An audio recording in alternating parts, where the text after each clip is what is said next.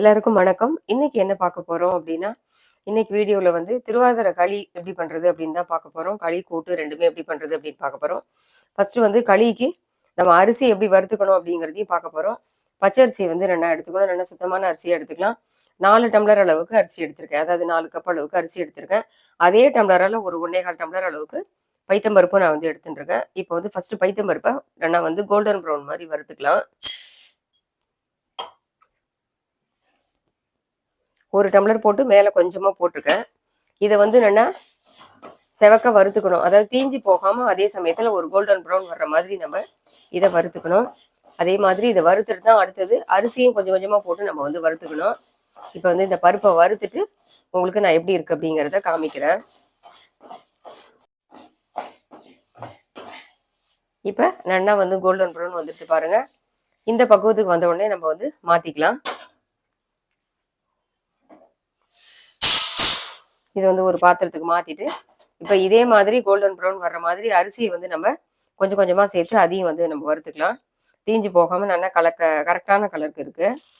இப்போ அரிசி அதே மாதிரி நம்ம கொஞ்சம் கொஞ்சமாக சேர்த்துக்கலாம். 2 டம்ளராக கூட போட்டுக்கலாம். 2 டம்ளர் போட்டிருக்கேன். இப்போ இதையும் அதே மாதிரி ஒரு கோல்டன் ப்ரௌன் வர்ற மாதிரி நான் வறுத்துட்டு காமிக்கிறேன். மீடியம் ஃப்ளேமில் வச்சு பொறுமையாக வறுத்துக்கலாம்.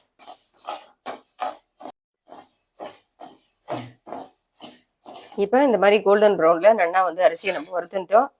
வறுத்த அரிசிக்கும் வறுக்காத அரிசிக்கும் உங்களுக்கு பார்க்கும்போதே வித்தியாசம் தெரியும். இப்போ இதையும் வந்து ஒரு பாத்திரத்துக்கு மாற்றிக்கலாம்.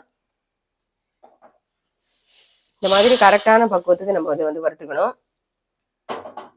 மீதி உள்ள அரிசியும் இதே மாதிரி வறுத்துட்டு அதுக்கப்புறம் நம்ம வந்து இது வந்து நல்லா ரவை மாதிரி உடைச்சிக்கணும். நல்லா ஆறணும். ஆறினதுக்கு அப்புறமா ஒரு ரவை பதத்துக்கு இந்த அரிசி பருப்பு 2யுமே சேர்த்துட்டு நம்ம வந்து நல்லா உடைச்சிடணும். நைஸா மிக்சியில நல்லா நைஸா உடைச்சிக்கலாம். இதையும் ஃபுல்லா வறுத்துட்டு உங்களுக்கு உடைச்சிட்டு அதுக்கப்புறம் நான் காமிக்கிறேன். உடைக்கும் போது அரிசி பருப்பு 2யும் ஒன்னா சேர்த்து மிக்ஸ் பண்ணிடலாம். நல்லா கலந்துட்டு அதுக்கப்புறம் மிக்சியில கொஞ்சம் கொஞ்சமா ஒரு டம்ளரா போட்டு நல்லா நைஸா வந்து ஒரு ரவை பதத்துக்கு உடைச்சிக்கலாம். மாவை வந்து சலிக்க வேண்டாம். இப்ப நாம இந்த வறுத்து வச்சிருந்தோம் இல்லையா, அரிசி பருப்பு எல்லாம் சேர்ந்து நான் வந்து 5 டம்ளர் வச்சிருந்தேன் இல்லையா, அது எல்லாத்தையுமே நல்லா வந்து மிக்சியில கொஞ்சம் கொஞ்சமா சேர்த்து நல்லா உடைச்சி ஃபுல்லா எடுத்து வச்சிருக்கேன். இதை உடைக்கிற போதே நல்லா ரவை மாதிரி நல்லா நைஸா உடைச்சிக்கணும்னு சொன்னேன். உடைக்கிறச்சவே இதுல வந்து ஒரு 7 ஏலக்காயும் இதுலயே சேர்த்து அரிசி பருப்புலாம் உடைக்கும் போதே இதுல வந்து பவுடர் பண்ணும்போதே இதுலயும் ஏலக்காயும் சேர்த்து பவுடர் பண்ணிட்டேன். அப்பதான் நல்லா வாசனையா இருக்கும். இல்லை ஏலக்காய் பவுடர் இருந்தாலும் போட்டுக்கலாம். நான் இதுலயே சேர்த்து நல்லா அரைச்சிட்டேன். இப்போ வந்து அடுப்புல குக்கர் வச்சிருக்கேன். இதுக்கு நம்ம வந்து தண்ணி வச்சுக்க போறோம். இது வந்து 5 டம்ளர் போட்டிருக்கோம் இல்லையா, இதுக்கு ஒண்ணுக்கு 2 டம்ளர் அந்த மாதிரி கணக்கு பண்ணிக்கலாம். இல்ல ரொம்ப பழைய அரிசியா இருக்கு அப்படின்னா 3 டம்ளர் கூட கணக்கு பண்ணிக்கலாம். இப்ப நம்ம அதுக்கு ஜலம் வச்சுக்கலாம். எந்த டம்ளரால அரிசி பருப்பெல்லாம் எடுத்தோமோ அதே டம்ளரால நம்ம வந்து தண்ணி வச்சுக்கணும். இப்ப இதுல அளந்து விட்டுக்கலாம். அடுப்பை வந்து ஆன் பண்ணிட்டேன். 1 2 3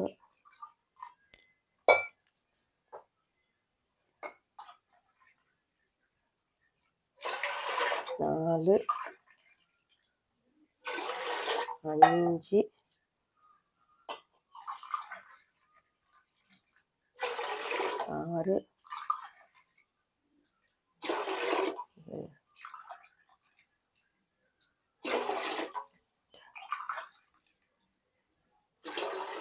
5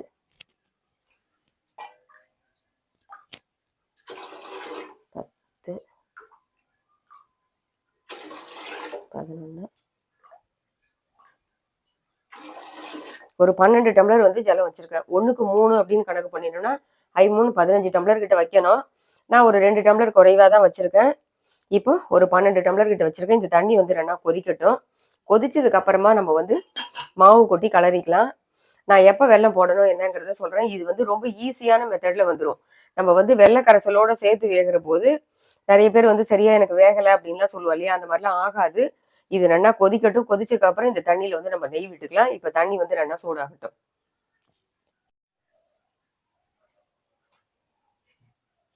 இப்போ அடுத்தது வந்து வெள்ளத்தை வந்து இந்த மாதிரி நல்லா வந்து அருவாமனையில செத்தி வச்சிருக்கேன்.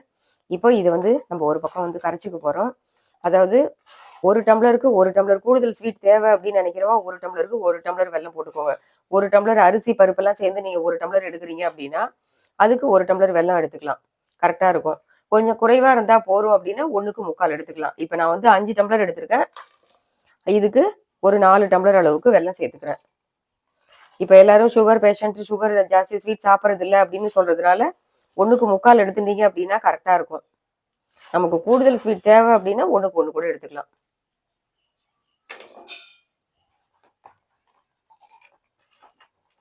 ஏன்னா வந்து பொடியாக நம்ம வந்து துருவி எடுத்துட்டாதான் வெல்லத்தை நமக்கு கணக்கு பண்ண முடியும். பெருசு பெருசாக இருந்ததுன்னா உருண்டை உருண்டையாக நம்மளால கணக்கு பண்ணுறது கஷ்டமாக இருக்கும்.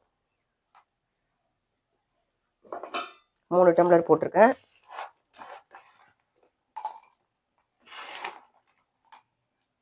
ஸ்வீட் வந்து அவளோட தேவைக்கு ஏற்ப கூடுதல் குறைச்சி போட்டுக்கலாம்.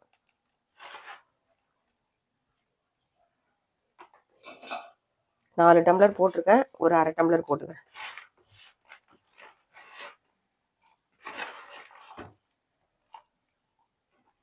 இன்னொரு 1/2 டம்ளர் கிட்ட போட்டிருக்கேன்.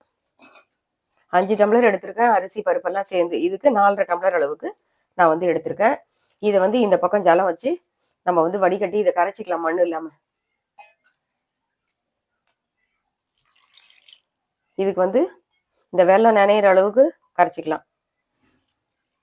இப்போ இதை அடுப்புல வச்சு இந்த பக்கம் கரைச்சிட்டு நம்ம மண் இல்லாம வடிகட்டிக்கிறதுக்காக இதை வந்து வச்சுக்கலாம். நான் அதனாலதான் இந்த பக்கம் தண்ணியை வந்து கொஞ்சம் குறைச்சி வச்சிருக்கேன். குக்கர்ல தண்ணி வச்சிருக்கோம் இல்லையா, அது வந்து கொஞ்சம் 2 டம்ளர் குறைவா வச்சிருக்குது. காரணம் வந்து இந்த பக்கம் வெள்ளை தண்ணி கரைச்சிக்கிறோம் இல்லையா, அதனாலதான். இதுவும் கரையட்டும். இந்த தண்ணி வந்து குக்கர்ல வச்சிருக்க தண்ணி கொதிக்கட்டும். நான் உங்களுக்கு காமிக்கிறேன். இப்போ தண்ணி வந்து நல்லா கொதிக்கிறது. இதுல வந்து நாம கொஞ்சம் நெய் சேர்த்துக்கலாம். உடனே ஒரு 2-3 டேபிள் ஸ்பூன் அளவுக்கு நெய் விட்டுக்கலாம். அப்பதான் நமக்கு வந்து ரெண்டா வேகும், ஒட்டாம இருக்கும். ரெண்டா வந்து ஒரு 2-3 டேபிள் ஸ்பூன் அளவுக்கு நெய் விட்டுண்டு இப்போ இந்த கொதிக்கிற தண்ணியில அப்படியே இந்த உடசலை கொட்டி நம்ம கலரிக்கலாம்.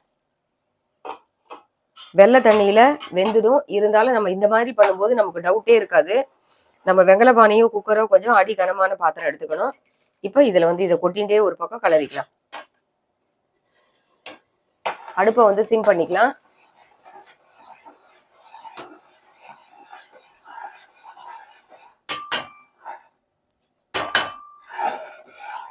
அடுப்பை வந்து இனிமே சிம் வச்சிடலாம். நல்லா மணிமணியா இல்லாம ஃபுல்லா வந்து இழுத்து கலரிட்டு நம்ம அப்படியே வந்து வெயிட்லாம் போட வேண்டாம். அப்படியே நம்ம வந்து அப்பப்ப பார்த்து பார்த்து கலரிக்கலாம். மேலாக மூடி வச்சுடலாம். இப்போ இந்த மாதிரி நம்ம வந்து ஈவனா நல்லா வந்து கலந்துட்டோம். இப்போ இதை அப்படியே வந்து கலரி விட்டுட்டு இது மேல குக்கரோட மூடியை போட்டு நம்ம வந்து மூடிட்டு அதுக்கு மேல வந்து நம்ம ஒரு டம்ளர் வச்சுக்கலாம். வெயிட் போட வேண்டாம். இந்த மாதிரி மூடிட்டு என்ன பண்ணணும், வெயிட் போடாம ஒரு டம்ளர் இப்படி கவுத்து போட்டு மூடிடணும். ஒரு 2-3 நிமிஷத்துக்கு ஒரு தடவை நம்ம பார்த்து பார்த்து இந்த மாதிரி கலரி கலரி விட்டுட்டே இருக்கணும், அடியில ஒட்டாம. அப்பதான் வந்து நல்லா வேகும். ஒருவேளை இந்த மாதிரி வேகும் போது உங்களுக்கு தண்ணி தேவை அப்படின்னு தோணித்துன்னா கொஞ்சமா வெந்நீர் விட்டுக்கலாம். அதுக்காக தான் இந்த மாதிரி ஒரு ஆப்ஷன். ஆனா சூப்பரா வந்து 10 நிமிஷத்துல நமக்கு வந்து 10லேருந்து 15 நிமிஷத்துக்குள்ள இது ரெடி ஆயிடும். இது வேகட்டும். இது வெந்ததுக்கு அப்புறம் உங்களுக்கு காமிக்கிறேன். இப்போ நாம இந்த கரைச்ச வெள்ளை தண்ணியை வந்து இதில் சேர்த்துக்கலாம். தேங்காய் பூ இருக்கு இல்லையா, இதையும் வந்து இதில் சேர்த்துடலாம். தேங்காய் பூ தண்ணி கொதிக்கும் போதேவும் போடலாம். அப்படி இல்லை அப்படின்னா நம்ம இந்த மாதிரி பாகு விடுறோம் இல்லையா, வெள்ளை தண்ணி கரைசலை விடுறோம் இல்லையா, அது விடும்போது கூட நம்ம போட்டுக்கலாம். இப்போ இதோட சேர்த்து வந்து நம்ம இந்த வெல்லம் வந்து நல்லா கரைஞ்சி எடுத்து பாருங்க. இந்த மாதிரி நல்லா கரைஞ்சி எடுத்து இதை வந்து நம்ம இதில் வடிகட்டிக்கலாம். மண் இருக்கும் அப்படிங்கிறதுனால நம்ம கரைச்சிட்டு போட்டால் தான் நமக்கு நல்லா இருக்கும். இப்போ இந்த மாதிரி பண்ணும்போது சீக்கிரமாகவே வெந்துடுது. நம்ம வெல்லத்தோடு சேர்ந்து வேகும்போது கொஞ்சம் வேகிறதுக்கு டைம் எடுக்கும். இந்த மாதிரி பண்ணும்போது சீக்கிரமாகவே வெந்துடும். இப்போ இது எல்லாத்தையும் நம்ம இழுத்து நல்லா கலரிடணும். கலரிட்டு மறுபடியும் வந்து இதை வந்து அடுப்பில் நல்லா வந்து ஒரு 10-15 நிமிஷம் அப்படியே இருக்கணும். இந்த வெல்லத்தோடு சேர்ந்து நல்லா வந்து இது கலந்துட்டு அடுப்புலேயே இருக்கணும். உடனே ஆஃப் பண்ணக்கூடாது. நம்ம தான் வெள்ளை கரைசலை விட்டுட்டோமே அப்படின்னு நினச்சிட்டு உடனே இது பண்ணக்கூடாது. அடுப்பில் வந்து இது நல்லா வந்து இதோடு சேர்ந்து இந்த வெல்லம் நம்ம இந்த கலந்துருக்க இது களி இது எல்லாமே சேர்ந்து நல்லா வந்து மிக்ஸ் ஆகணும். அந்த மாதிரி நம்ம இதை ஃபுல்லாக வந்து மிக்ஸ் பண்ணிக்கலாம். அடுப்பில் வந்து நல்லா ஒரு 15-20 நிமிஷம் கிட்ட இருக்கணும். இப்போ இதை ஃபுல்லாக கலந்துட்டு உங்களுக்கு காமிக்கிறேன். இந்த தேங்காய் வெல்லம் எல்லாம் சேர்கிற மாதிரி நல்லா கலந்துடலாம்.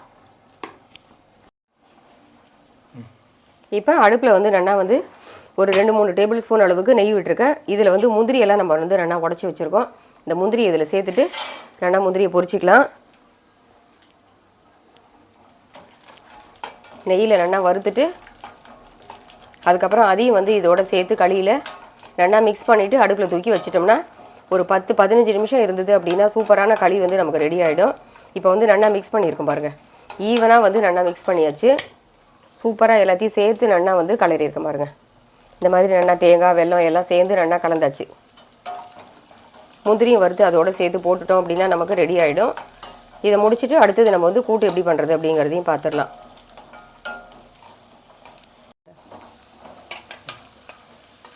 இப்போ நம்ம நல்லா கோல்டன் ப்ரௌன் வந்து வறுத்தாச்சு.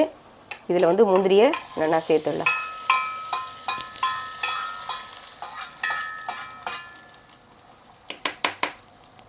இதையும் சேர்த்து நம்ம நல்லா வந்து மிக்ஸ் பண்ணிக்கலாம். இப்போ நல்லா வந்து நம்ம இதையும் சேர்த்து இதோட ஈவனாக நல்லா கலந்துடலாம்.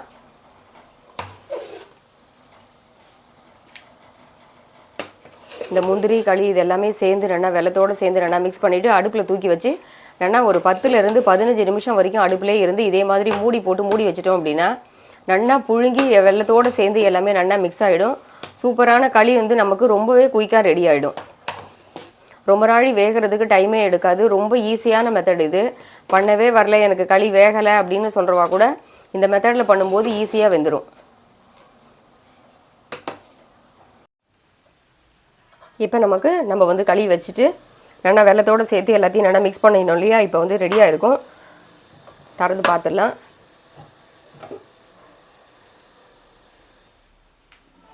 இப்போ அடுப்பு ஆஃப் பண்ணிடலாம்.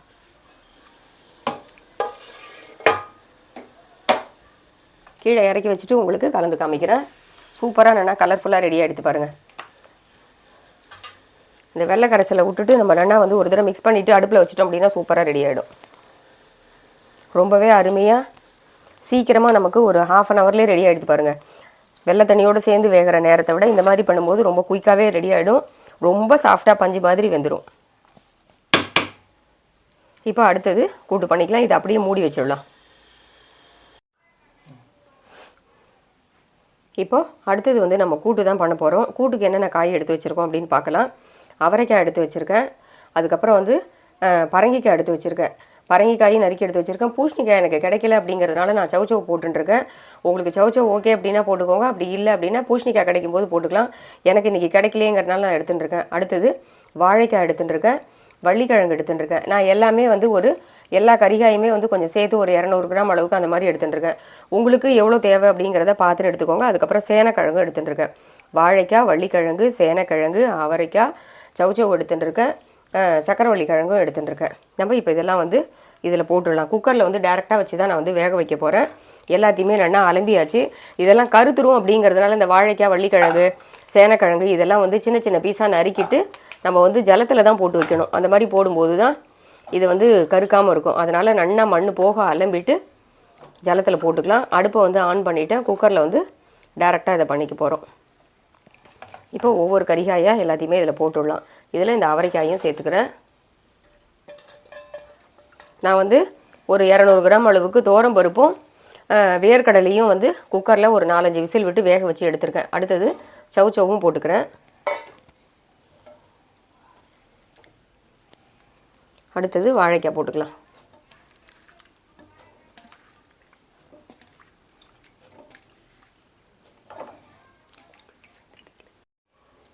இப்போ இந்த காயெல்லாம் வந்து நம்ம சேர்த்துட்டோம். இதில் வந்து தேவையான அளவு இதுக்கு 1 ஸ்பூன் அளவுக்கு மஞ்சப்பொடி போட்டுக்கலாம். அடுத்தது இந்த காய்க்கெலாம் தேவையான அளவு உப்பையும் வந்து இதில் சேர்த்துடலாம். உப்பு போட்டால் வேகுமா அப்படின்னு நினைக்கலாம். தாராளமாக உப்பு போட்டால் குக்கரில் தான் நம்ம வேக வைக்க போகிறோம். வெளியில் வந்தாலும் காய் நல்லா வெந்துடும். ஒரு 2 ஸ்பூன் அளவுக்கு கல் உப்பு போட்டிருக்கேன். உப்பு தேவைக்கேற்ப கடைசியில் பார்த்துட்டு நம்ம சாமி நைவேத்தியம்லாம் பண்ணினதுக்கப்புறமா நம்ம வந்து போட்டுக்கலாம். அடுத்தது வந்து ஒரு லெமன் சைஸ் அளவுக்கு புளி எடுத்து புளியை வந்து கரைச்சி வச்சுருக்கேன். ஒரு 2 டம்ளர் அளவுக்கு ஜலம் விட்டு கரைச்சிருக்கேன். இதையும் வந்து இதில் சேர்த்துடலாம். புளியோடு சேர்ந்து வேகுமா அப்படின்னு கேட்கலாம். தாராளமாக வேகும்.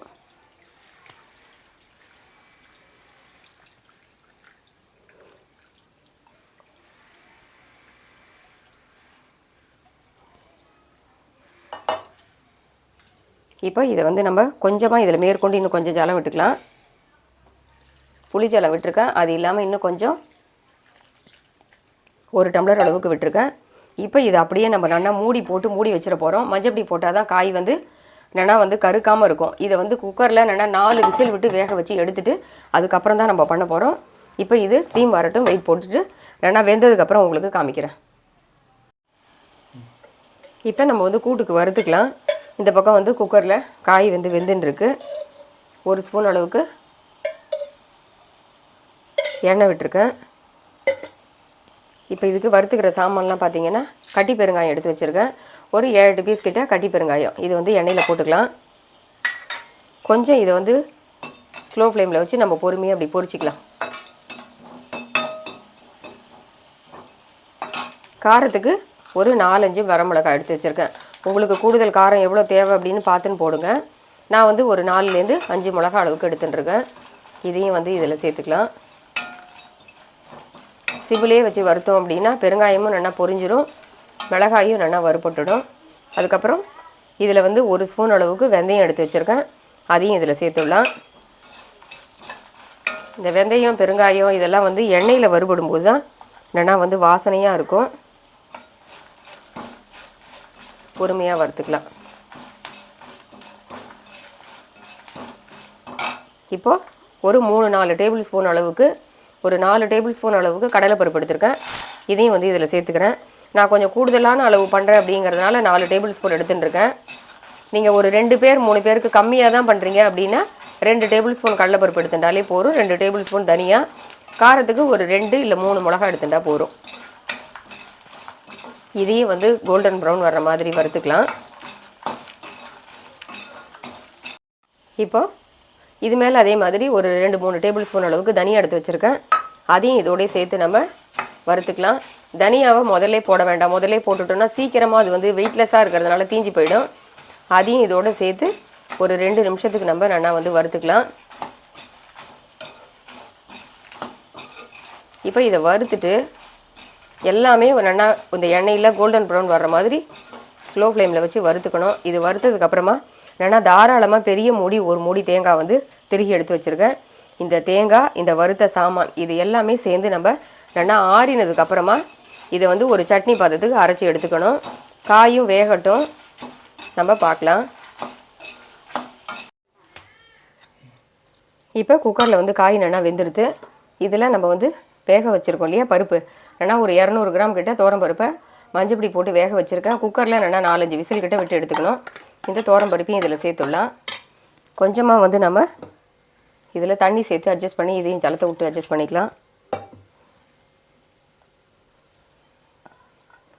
காய் வந்து நல்லா ஒரு 3-4 விசில் விட்டோம் அப்படின்னா நல்லா வந்து காய் வெந்துடும்.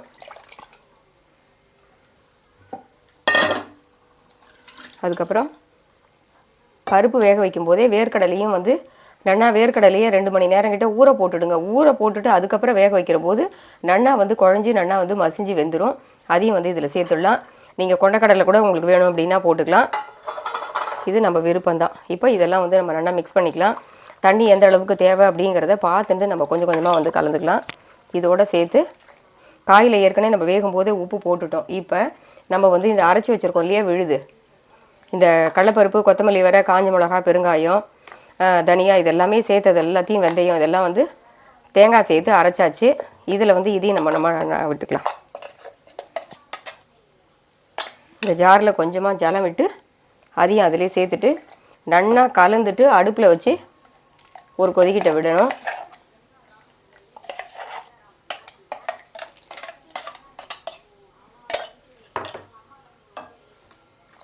இப்போ இந்த அளவுக்கு நமக்கு கூட்டு ரெடியாக இருக்குது. நல்லா வந்து கலந்துக்கலாம். நான் கொஞ்சம் தாராளமாக பெரிய குக்கரில் தான் பண்ணியிருக்கேன். அபியாத்துக்கும் கொஞ்சம் கொடுக்கலாமே அப்படின்றதுனால கொஞ்சம் சேர்த்து தான் பண்ணியிருக்கேன்.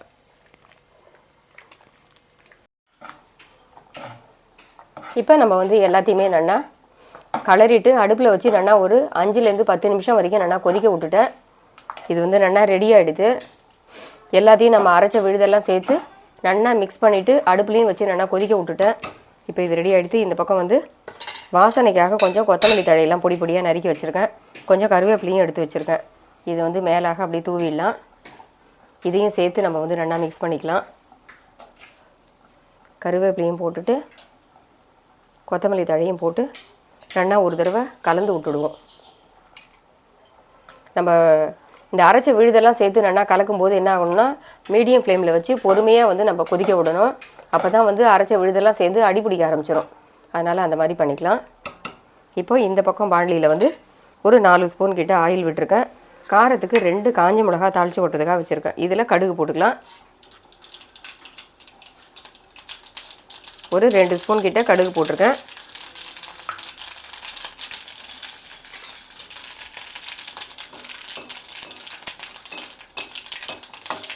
கடுகு நல்லா பொரிஞ்ச உடனே இந்த காஞ்ச மிளகாயும் இதில் போட்டுக்கலாம். மேலாக தாளித்து கொட்டும்போது வாசனையாக இருக்கும். ஏற்கனவே பெருங்காயம் போட்டிருக்கோம். இருந்தாலும் கொஞ்சம் தாளித்து கொட்டுறதுல பெருங்காய பொடி போட்டுக்கலாம். இப்போ அடுப்பு ஆஃப் பண்ணிடலாம்.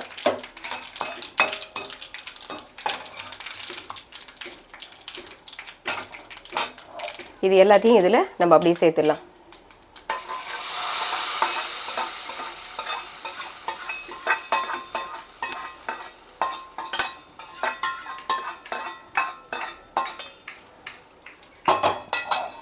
பார்க்குறதுக்கே ரொம்ப ஜம்முன்னு இருக்குது பாருங்கள். ஏன்னா வந்து இந்த மாதிரி பபிள்ஸ் வந்து நல்லா கொதிக்கிறது. இப்போ அடுப்பு ஆஃப் பண்ணிடலாம். சூப்பரான திருவாதிரை களியும் கூட்டும் ரெண்டுமே எப்படி பண்ணுறது அப்படின்னு நம்ம பார்த்துட்டோம். இந்த மாதிரி மெத்தடில் நீங்களும் வந்து ட்ரை பண்ணி பாருங்கள். இதே மாதிரி மறுபடியும் வேறொரு வீடியோவில் சந்திக்கிறேன். நன்றி, வணக்கம்.